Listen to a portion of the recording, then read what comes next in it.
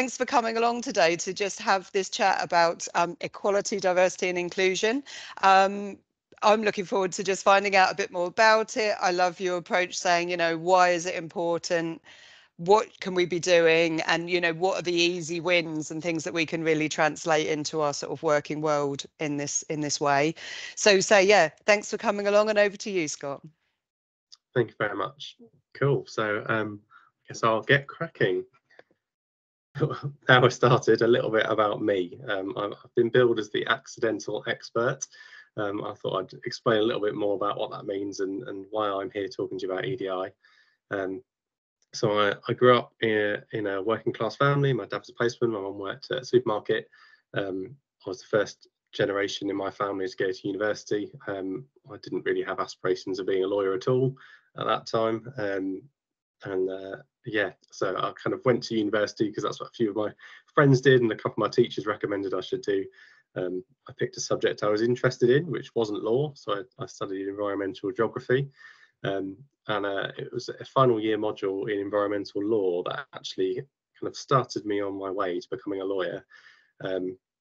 So armed with very little knowledge, but an idea, I kind of applied for a few training contracts, got rejected from a lot, got very lucky and got one, and I now work as a commercial property solicitor. As I say, I'm a kind of bit of an accidental expert on EDI just because it's something I've always been interested in, you know, from my kind of humble beginnings, I guess, and coming out as gay when I was at university. I've experienced firsthand some of that. I saw a lot of other colleagues as I was making my way through the law. I'm now 6-7 years qualified. Struggle to access parts of the law, and I think, you know, it really sort of enlightened a passion within me to fight for equality and diversity within the profession and make sure that someone's background wasn't ever a barrier to getting into it. And so fast forward to where we are now, I sit on the Cambridgeshire Law Society committee as their EDI officer. I've recently finished a ILM award in managing equality and diversity. Some of you might have seen my LinkedIn posts about EDI, which I call EDI Fridays, and various other things kind of that I do on the side, like talks like this. So I found myself a few years down actually knowing quite a lot about this stuff and hoping to share some of that with you today. So let's start with what EDI is.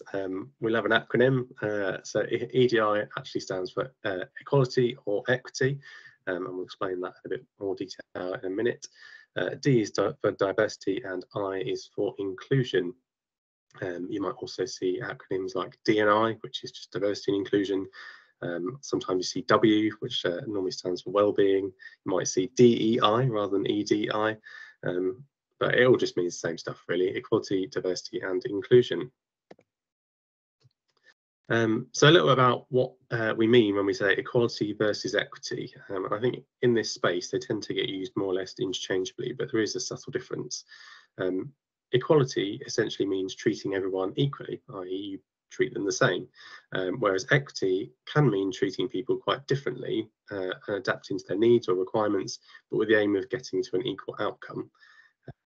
So I'm borrowing a little cartoon there from the Interaction Institute, and you'll see kind of a visual representation of what I mean. So on the left-hand side, everyone's been given the same size box, and whilst that helps some people, it doesn't help others. And the little chap on the right-hand side still can't watch the game, whereas on the right-hand side, using equity, if you redistribute those same resources unevenly, it means everyone can watch the game.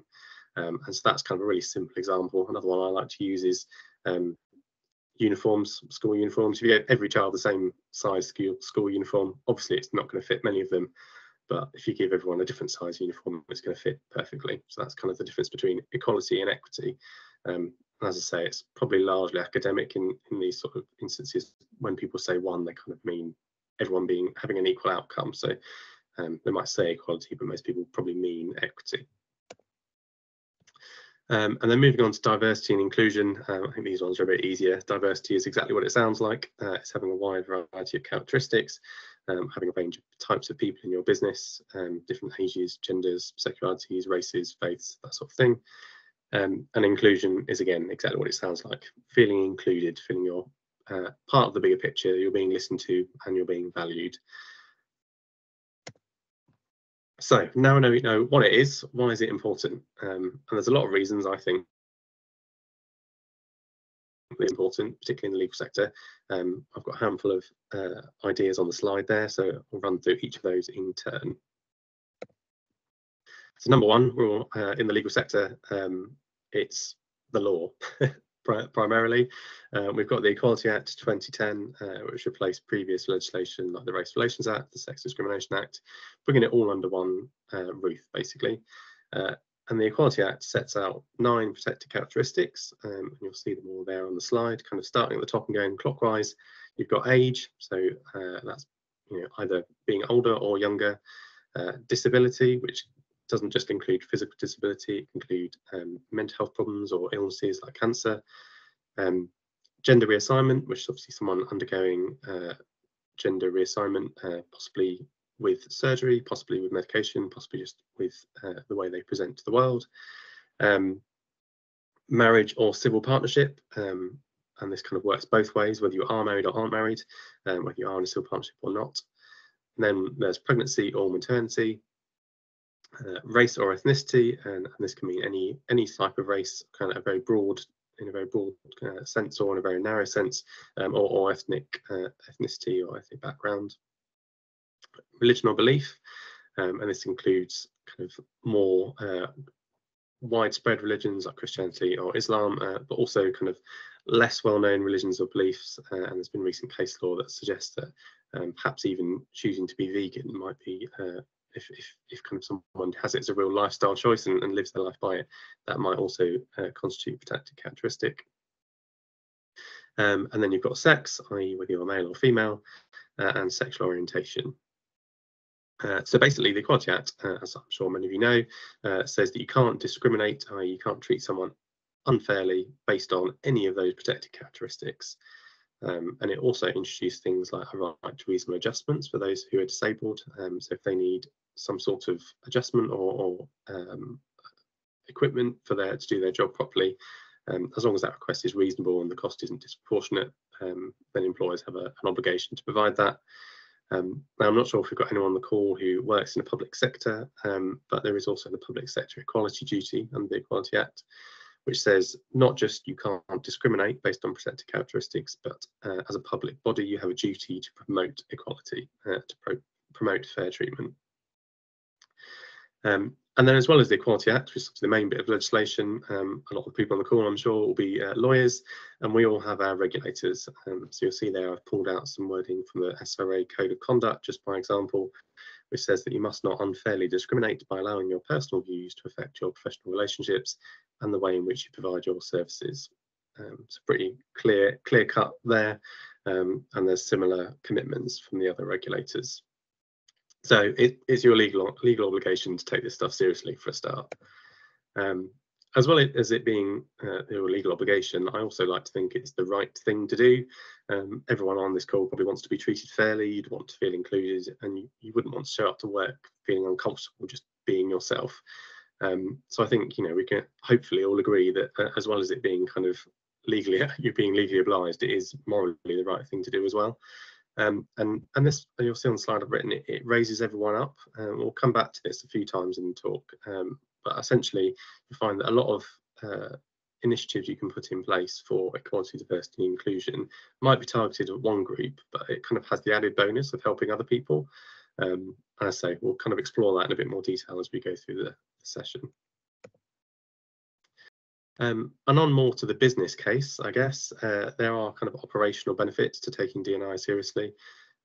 If you've got a diverse talent pool within your business, you'll have a diverse range of opinions, ideas, solutions to problems, backgrounds, and your decision making is much more likely to be resilient. It's much more likely to reflect the wider society.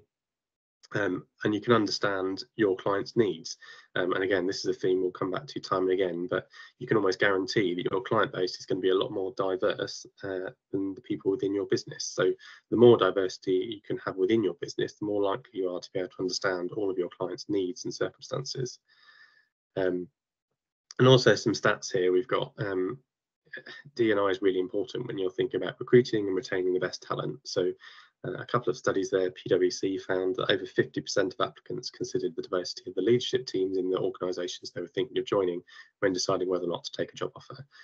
And one from Stanford Business School more recently found that 69% of millennials and Gen Zers, so that's people around roughly my age and a bit younger, are much more likely to work for an employer long term, and I think the study said for 5 years or more, when they are working within a diverse workforce.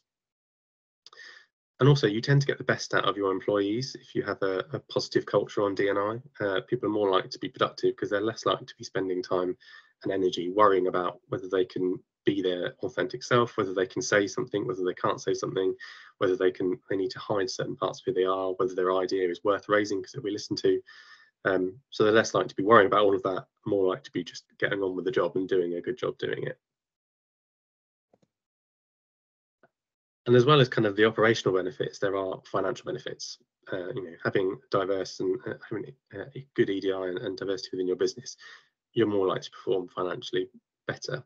And there's a whole host of stats there I've got from various different places. So Boston Consulting Group have found that diverse companies produce 19% more revenue than companies which are less diverse. Harvard Business Review found that where venture capitalists were investing in startups, the startups with diverse teams are much more likely to really lead to a successful return on investment. Research and Markets found that diverse companies earn 2.5 times higher cash flow per employee in certain industries.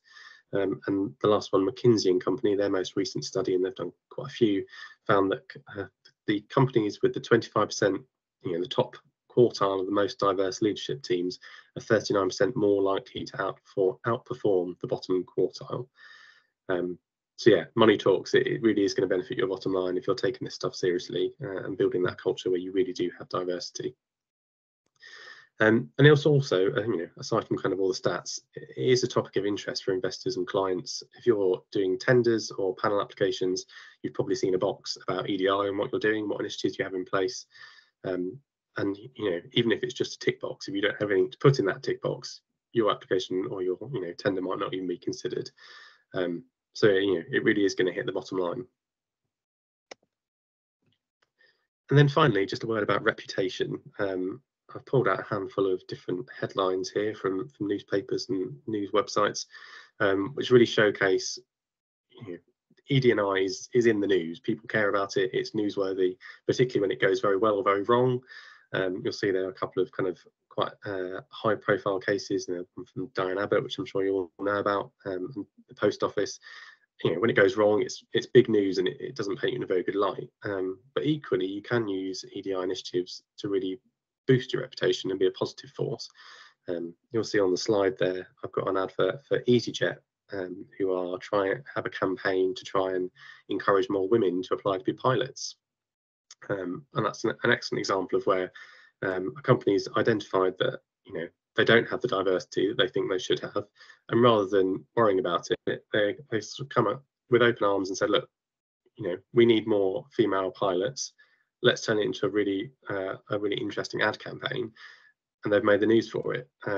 Equally, the headline there from Slaughter and May, they made the legal press for becoming the first major law firm to set social mobility targets. Virgin Atlantic in the middle there made news for introducing a sort of gender-free uniform policy. So they stopped saying that men and women had to order from a set category. Anyone could pick uniform for any gender. So yes, I think thinking about your reputation, EDI can really be a force for good or a force for bad, depending on where you are on your EDI journey and whether you're taking it seriously. So hopefully I've convinced you with all of those reasons, and you might be thinking, that's great, what do I do next? So where do you start? The first thing I would say is that culture change takes time. EDI isn't a tick box. It's not something that you're going to fix overnight. You can't just make a few quick changes and be like, job done. But there are some what I'm going to call easy wins. And you'll see on the slide, I've got a management tool here, which looks at different projects and then the amount of time and effort they take to implement and the impact they have. So in the top left-hand corner, we've got our easy wins. They're things that have a big impact and don't take much time and effort. So they're obviously the low-hanging fruit, and that's where you want to start. Next, you want to be moving on to the orange and green boxes. So in the top right we've got our larger projects. So these are things that are going to have a big impact, but they're going to take a bit more time to get embedded. They might take a bit more effort, might need more resources, might more cost. So those sort of things are the things you want to start planning early, but probably aren't going to be delivered for months to years time. And then you've got your accelerators. So they're the small things that you can do that don't take much time and effort, and they just kind of start the snowball. They kind of help build this culture and really kind of help that positive progress keep happening. And then finally, in the pinky purple box, we've got thankless tasks. And these are things that you want to stop doing. It's stuff that takes a lot of time and effort, and it has very little impact or no impact at all. So you want to stop doing those tasks and reallocate those resources, probably onto your larger projects. So let's start with some easy wins. First off, I wanted to look at profiles, because this is a really easy way to show to the world that you're trying to be more inclusive.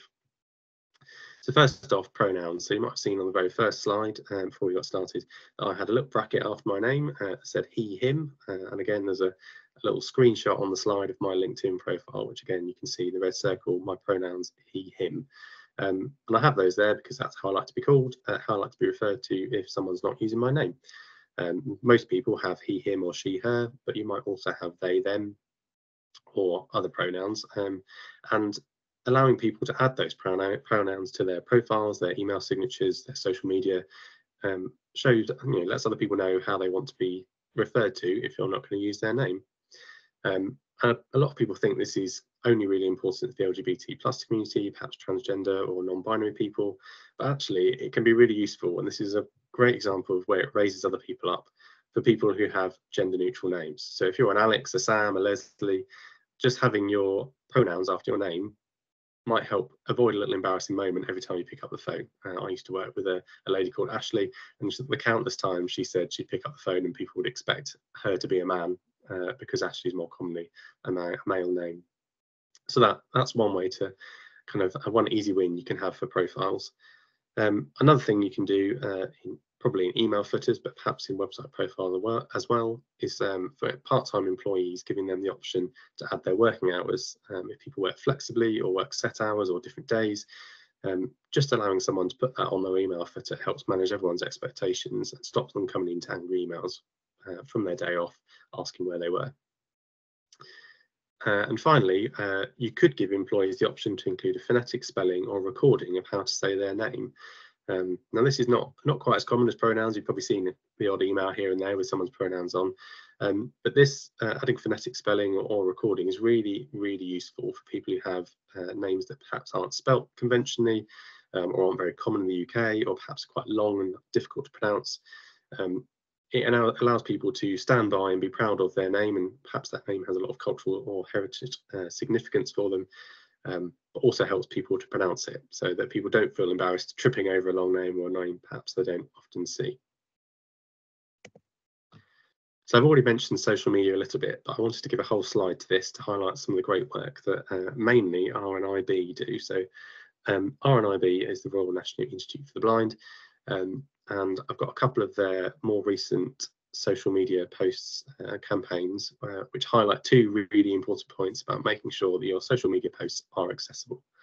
So on the left there, you've got RNIB poking a little bit of fun at possibly misreading some hashtags. We've probably all seen that happen before, but their suggestion is you capitalise the first letter in each word. Sometimes called camel case or Pascal case. This makes it much easier to read a longer hashtag, particularly if there's lots of words. It avoids any embarrassment for people perhaps misreading Pen Island as something else. And so not only does it make it easier for most of us reading those hashtags, it's actually a vital way for people who use text-to-speech readers to enable them to appreciate and understand what hashtag is. So this technology basically reads aloud everything that's on a page, and if you capitalise each letter in a hashtag, it can read the hashtag as if it was a sentence, whereas if you don't, you get garbage. And then another campaign that RNIB had was their alts campaign, and so you'll see that on the right-hand side of the slide. Alt refers to alternative text, so when you upload a picture to your social media or to a website, you will normally have the option to add an alternative text description of what the image is. Sometimes it's a little bit hidden in the settings, but I know, for example, on LinkedIn, when you upload a picture, there is an option at the bottom. It's just ALT. You can click on that and add a written description of what your picture is. And this works in the same way as the hashtags. For those people who are using text-to-speech readers, it allows the technology to essentially read out the picture to describe what's there. And some of you might have been reading those descriptions whilst I've been talking, and you'll see that actually RNIB have done a really good job there of explaining some really famous photos. You've got the one of Marilyn Monroe, for example, or the meme with the cartoon dog sat in the table with the world around him on fire, saying it's fine. And they're really powerful descriptions that, for those of us who can see, we can immediately imagine that picture, which kind of really brings to life just how important alternative text can be for people using that technology. And then finally, RNID, this time, Royal National Institute for the Deaf, have a brilliant guide for how you can add closed captions to videos, and that's using all sorts of social media. So just give that a Google, but basically that just means adding subtitles, perhaps a bit of audio description to your videos, which allows people who are deaf to enjoy the content of the video. And again, this is another one that raises everyone up, because if you're sat on a bus, sat on a train, you don't want to have your phone on loud, you can still appreciate and read the video. And on the topic of raising people up, I just forgot to mention, when you're looking at alt text, another benefit of including alt text is if you're in a place where you don't have much signal and you're struggling to load the pictures, quite often a website will load the alt text in lieu of the picture. So even then you can read what the picture's meant to be if you don't have enough data signal to read the picture, load the picture in the first place. So hopefully a few ideas there of how to make your social media content a little bit more accessible. Next, I wanted to talk about networking. That's something that as lawyers we do a lot of, and there's no silver bullet here in terms of EDI, but I mention it just because a lot of networking tends to fall in a similar sort of mold. But actually, if you diversify your events, you're going to massively improve equality and diversity within your networking events. So I've got a few pictures on the slide there just to give you a few ideas. So perhaps we've got the clock, so perhaps you consider running your events earlier or later, not running all your events straight after work, because whilst that might suit some people, might not suit others.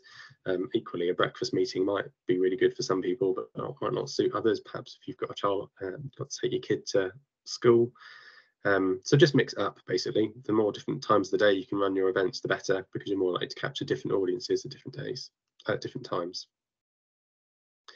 In the middle, we've got a Zoom call or a Teams call. We're on one now. We're all used to these now. They become part of daily life. So it's great to hold some of your networking events virtually. For some people, that's going to be much more accessible. They'll be able to log on really easily rather than having to trek into town. But I would say don't just do virtual events in the same way that you wouldn't just do in-person events. The key here is mixing it up and doing a bit of both, because again, as I say, some will suit some people and it will suit other people to do it another way. One slight word of caution here on hybrid events is that they can work, i.e. where you've got online and in-person attendees, but you really do have to have the right setup. And I've seen a few events where they've tried to do this and not had the setup. It just doesn't really work. So I think if you're going to try and do a hybrid event, proceed with caution and make sure you've got all the right kit and setup to do it properly. And then lastly, mix up what you're doing in terms of your networking event. I think we've all seen an invite to evening drinks after work, but alcohol might be putting off some people. Indeed, it being focused around food and drink at all might be putting some people off. Perhaps if your potential network attendees are celebrating Ramadan, so they're fasting, they might not want to go to an event focused around food or drink. People might not drink alcohol, so that might put them off. So it's all about just, as I say, diversifying, mixing it up. Do some of your events that are around food, based around food and drink. Still do the occasional drinks event for alcohol. I'm not saying don't stop doing it, but just mix it up and do different types of events. Perhaps do a craft evening or a coffee morning. Mix it up and do different things to attract different audiences. So next, looking at your client relationships. So I mentioned earlier that your client base is probably more diverse than the people working in your business. So it makes sense that when we're interacting with clients, we probably want to be thinking about EDI too. And so my one top tip and easy win here is at the outset of a retainer, when you're scoping for a job, you're sending your engagement letter, give the client an opportunity at that point to find out what they need. They can let you know if there's any adjustments or any preferences about perhaps how you send information, how they like to receive information, whether they prefer to receive it by email, by letter, by phone, in person, and have those conversations right at the outset so you can make your adjustments and make a note on the file that that's how that client likes to be dealt with. And there's a lot of different kind of aspects to this. So you'll see on the right hand side, I've got a little infographic listing some of the ways, some of the issues that might come up around how we communicate with our clients and how we deal with our clients, and how we can support them best. The first one there, computer literacy, and I think there's a real expectation these days that all of our clients are computer literate. They all have access to a computer and email, and that's probably how they best want to receive information. But I expect that's probably not the case. Now, some of our clients, particularly if they're elderly, might not be computer literate. They might not be comfortable using an email address. They might be getting their daughter to send and read all their emails, and they're just too embarrassed to tell you. So I think, you know, having awareness that actually not everyone is going to be happy with an email or a scanned in letter, and give people the option for another way of being communicating. The second one there in my infographic is neurodiversity, and again that's affecting a lot of your client base, I would expect. I think the stats is something like 1 in 8 people has some sort of neurodiversity, and again they might not find emails very easy to digest. They might be much better at having a phone call, or they might be happy to have an email but would like a phone call to follow up with it. And this is just giving really good client service, basically, finding out what they need, making a small, easy adaptation, and actually that client's going to really value that. They're probably more likely to stay and instruct you again. Moving down, we've got disability, and I've got a person in a wheelchair there. That's probably what we all think of when we think of disability, and we do need to think about that. You know, think about whether our meeting rooms, our offices are accessible. Are they only on the ground floor? Do you have lift access? But also think about other sorts of accessibility. So again, linking back to neurodiversity, do you have facilities to shut out noise? Can you take your clients to a quiet space if that's what they need? Do you have any ability to kind of dim lights or block out lighting if bright lighting is a problem for them? And just thinking about how you can adapt your spaces basically to make sure that they are flexible if they need to be. And finally, faith. I mentioned someone fasting for Ramadan earlier. People who are fasting for Ramadan are unlikely to want all their meetings or client calls at the end of the day. They're probably much more likely to want it at the start of the day when they're feeling fresh, rather than at sort of 5:30 after they've been fasting all day. And also being aware of certain religious events. If you know your client has a certain faith and you know that's really important to them, perhaps don't plan your completion calls around that. Plan your completion calls around the different events accordingly. Onto your employees. Now, a lot of the things that I've just been talking about for clients transfer over to employees as well. And in the same vein as you'd speak to a client at the outset of a matter, speaking to an employee at induction is a great time to check in. Again, it can be part of your induction pack. Find out if there's any reasonable adjustments they need to meet your legal obligations, but also ask them if there's anything else they need to help make the work a bit better for them. And there's, as many options here as there are people in the world, but some of the things that you might see more often that are very easy to accommodate are things like giving people headphones so they can block out noise if you can't, they need quiet to concentrate. Moving around your timing of meetings, might mean moving your team meeting from 9 AM to 9:30 if people need to drop off kids and get in. It might be moving meetings a bit early in the day, linking back to our example of someone fasting for Ramadan. Or it might just be that some people struggle to get into the office or away from the office at certain times of day. So just being mindful of that. I've mentioned hot desking as well there. Hot desking is much more common now, where most people are working flexibly and people are in and out of the office, and we've got open plan offices where people move around. And that can be really good, but that can also present a big problem for EDI. Some people might really struggle with hot desking. It might kind of lead to anxiety, particularly if certain neurodiversity would struggle. People with certain neurodiversity traits would struggle with the change, not knowing where their desk is going to be, not know where they're going to sit or who they'll be sitting next to. Other people might struggle with a physical seat, people needing a specific type of seat, so making sure that that's accommodated. And finally, looking at work zones. and having different zones of the office for different types of working. So again, that's going to work for everyone, not just people with certain protected characteristics.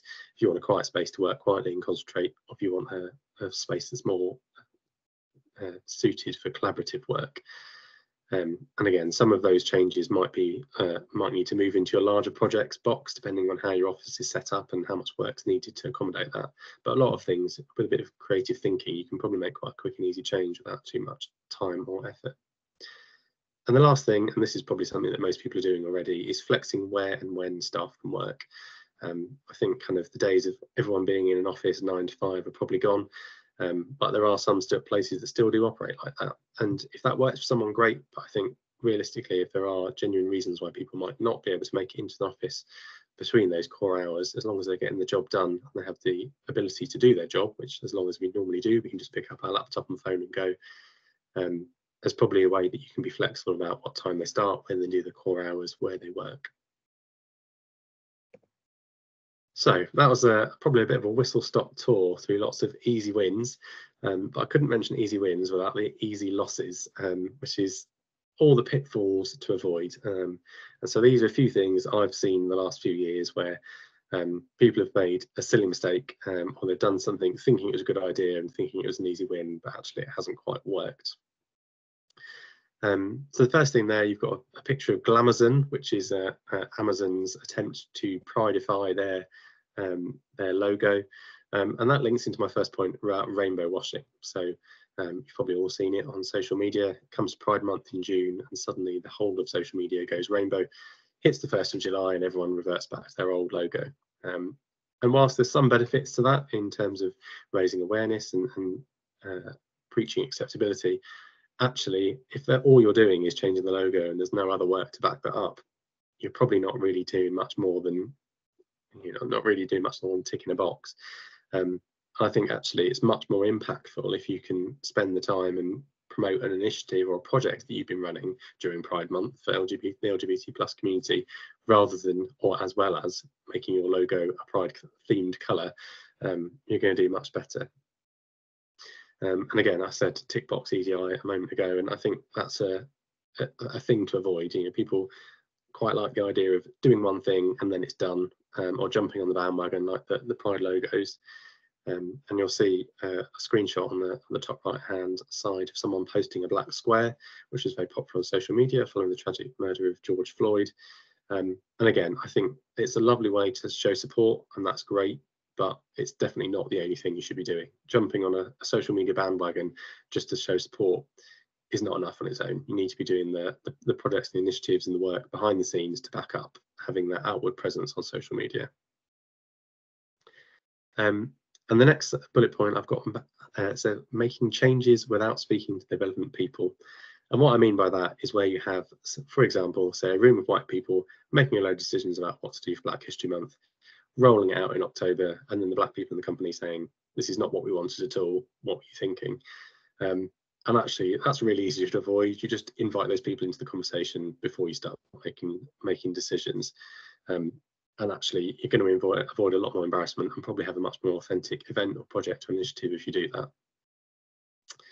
And the next thing I want to mention is being afraid to apologise and change. And I think a lot of people really worry about EDI. They worry about all the terminology. They worry about saying the wrong thing or upsetting someone. And instead of trying and failing, they just don't do anything at all. And I think that's probably worse. The best thing you can do is have a go, do your best. And if you make a mistake, apologise and make the effort to change. And this links back to that EasyJet advert I was showing earlier. They didn't hide behind the fact that they didn't have many female pilots. They said, look, we know we don't have many female pilots. If it's something we want to change, here's us doing our best to change it. And I think that has real power. And I think even if you're quite early on in your EDI journey, having the kind of the front to say that and accept it and kind of do your best to change it has a lot of power, and people really get behind it. And the final thing to mention on my pitfalls to avoid is the flip it to test it technique.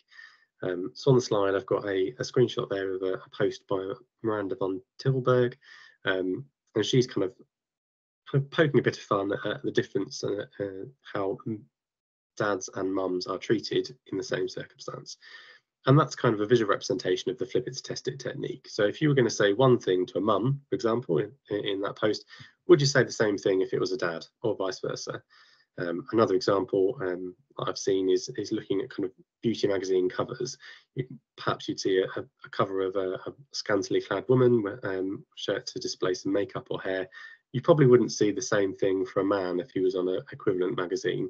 So it's just flipping the situation to test it and think, does this feel right if it wasn't a woman, or if they weren't gay, or if they weren't black? And actually, you'll probably uncover a bit of unconscious bias, or perhaps a bit of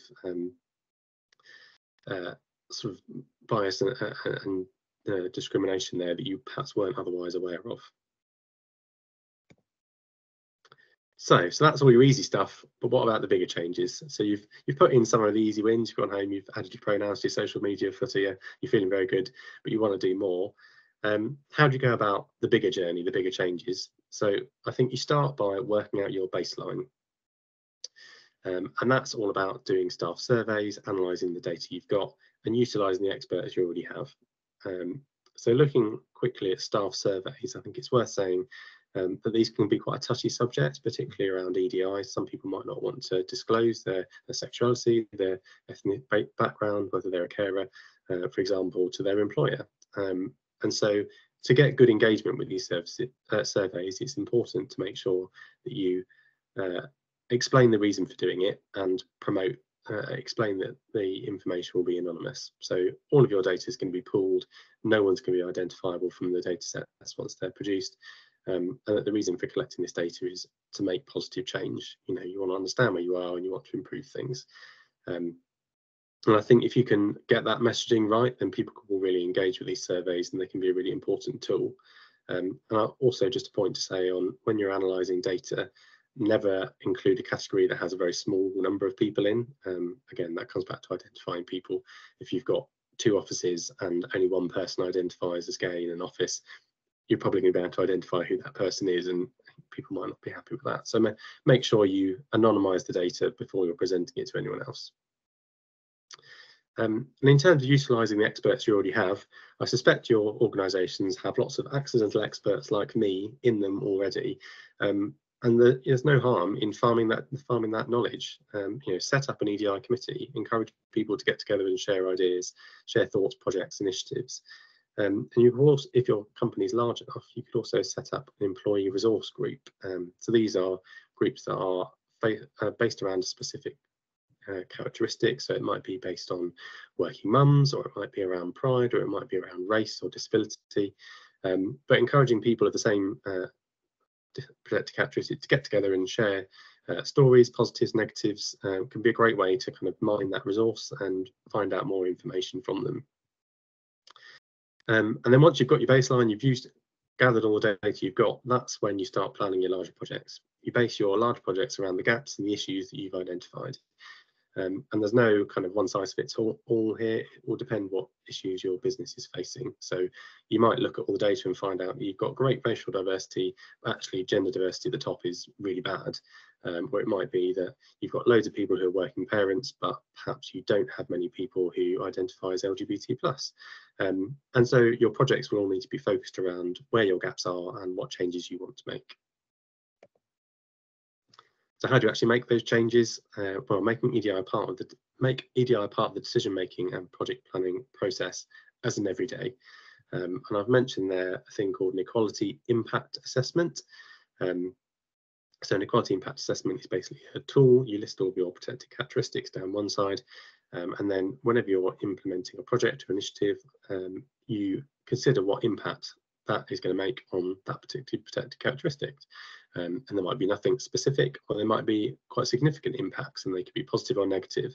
And the point of the tool is you collate it all in one place by speaking to the different, perhaps your EDI committee, your HR team, your ERGs if you've got them.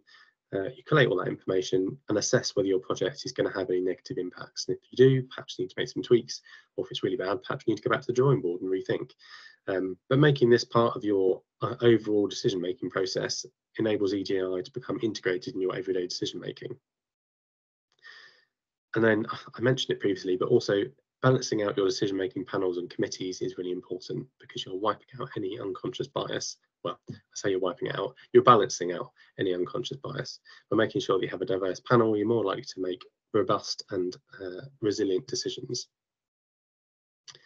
You can set targets for diversity at all levels, particularly senior levels, although this comes with a slight caution. Some people are on the fence about targets. I personally think they're a really good thing.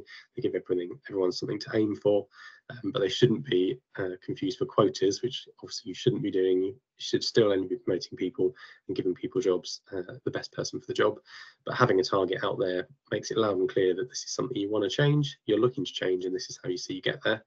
And then hopefully all your other initiatives and projects can work together to help you achieve those targets. And it also gives you something to measure against, which brings me on to my next point about ongoing monitoring. So your staff surveys are great for getting your baseline, but once you've got people into the habit of answering them and they know what they're for, roll them out every year. They help you measure your progress against any targets, or just internally against your projects, to see what's working and what isn't, and where to change things up or not. And finally, just to mention EDI training, I'm sure pretty much everyone on this call has done EDI training, equality diversity training before, but the key here is making it meaningful and interesting, and not just a tick box exercise.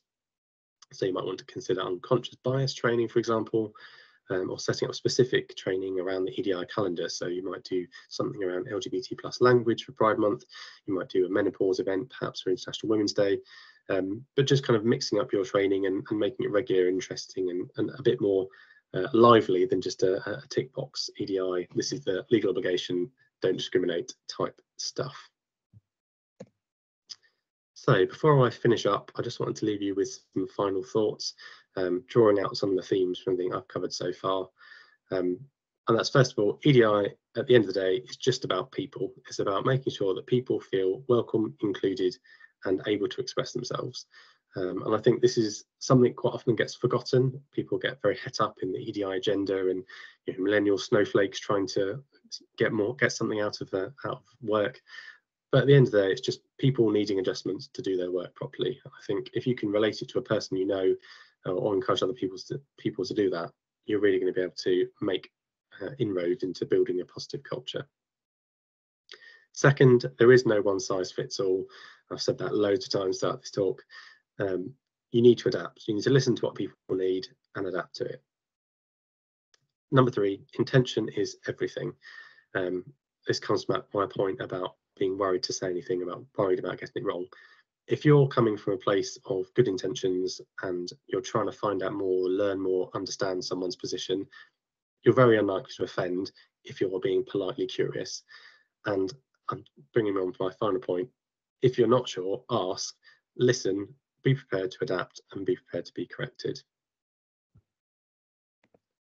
So that brings me to the end, and I'll hand over to Clara to see if we've got any questions. Absolutely. Yeah, if you've got any questions, pop them in the chat box, and then I can ask them. I thought it was all really fascinating, actually, and I like the thing, what did you call it, the equality impact assessment, because just having that in place, like so many things, if you have that in place, it's almost like you give people the language to talk around these things, because it's all unconscious. So much of it's unconscious, and you might just think, oh yeah, we'll do a quick breakfast meeting, everyone can do that, and you think nothing of it. Whereas if you go through a quick checklist, you think, oh, hold on, these people have got kids, these people have got caring commitments, this isn't going to work for everyone, and you quickly sort of revise it. But I think it's just that it's having that awareness, isn't it? And having the thought process that we've made a decision, should we just run through a few things to check that it works for everyone? It's easily done. Building it into the everyday, and just it becomes part of the everyday management decision-making process. Yeah, and not some, like you say, it's not some big thing that has to be, different, and it's a big bind or anything. It's just a straightforward, it's just something that can be incorporated, put in there, just makes life run a little bit easier for everyone. So far, we don't have any questions. We've got lots of people saying thanks so much. It's really informative. So that's great. So that's brilliant. But another thing which jumped out at me was the raising everyone up, which you referred to a few times. And I just love the idea, like the simple thing, like about having a quiet place in the office and a more buzzy place in the office, and that just suits people as to how they like to work, and that's just a personal thing. It happens to include people who might have, you know, neurodiversity needs, but it's also just a nice thing for people because, you know, everyone does have a preference as to how they work and what sort of environment they work in.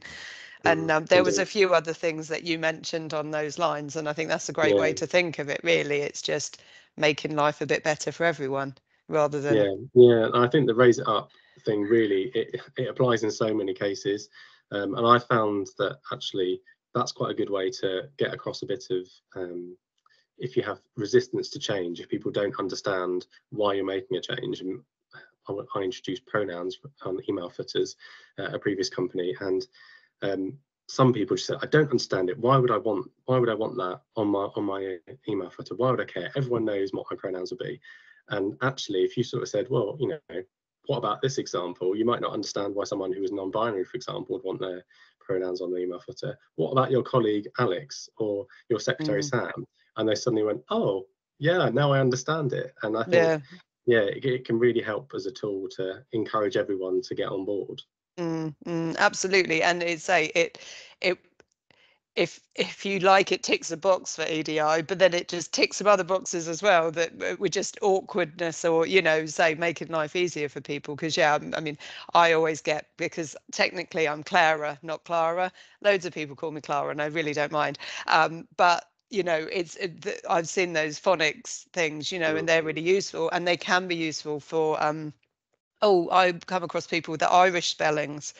Like Mm, Siobhan is a classic, but there's ones way worse than that, and you're at absolute loss as to how to pronounce them, and it's just quite embarrassing because, you know, you've got to pick up the phone to someone and you honestly haven't got a clue how to pronounce their name. mm, And it's the same thing, isn't it? It just makes life a little bit easier for everyone to sort of mm. smooth the process, really. So Yeah, definitely. yeah. Fabulous. We'll say all we're getting is how great the presentation was, and keep spreading the message. And thanks so much, and really informative. So all positive feedback there. So I think you've really answered a lot of questions. So yeah, thank And you. silence. Yeah, yeah, stunned silence. But everyone knows now what to do. They're going to take it all Indeed, and take it indeed. back. That was, again, what was really good was the practical thing. I've been scribbling down about, you know, the guide to adding subtitles and things like this, because I'm like, yep, I'm going to look all these things up. Mm. So no, it was really helpful and really useful. So thanks for coming along. Perfect. Thanks for having me. No problem, no problem. Well, you're on LinkedIn, aren't you, as am I? So anyone that wants to connect to us with there, if you'd like to connect. Thanks for coming along, and Mhm. thanks for being there, Scott. Perfect. Thank you. Okay, bye then.